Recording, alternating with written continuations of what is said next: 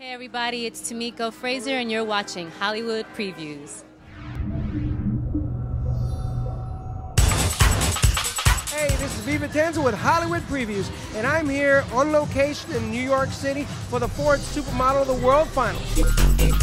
What brings you here tonight? I'm actually double dipping tonight because I'm a Ford model and I'm a Maybelline spokesperson. So I'm here to just support them, support the girls. They're so cute. And they're so young and they're so green and fresh, and I want to be an example, hopefully a good example, of what it means to be a professional, funny, cute, well-paid model.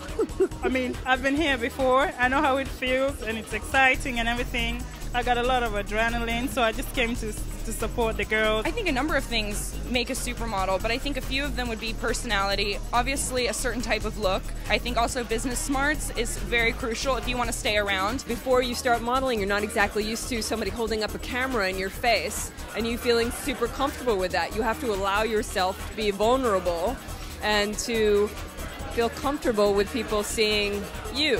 What excites you the most about modeling in the modeling industry?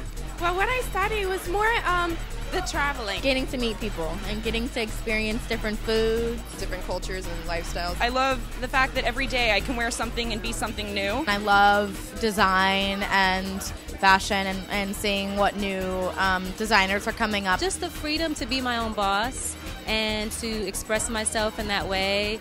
And yeah, the money.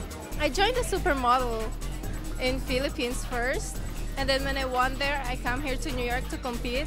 We're like 39 girls from different countries. I won second runner-up, and then Ford signed me for 2 years. Oh no, for 3 years actually.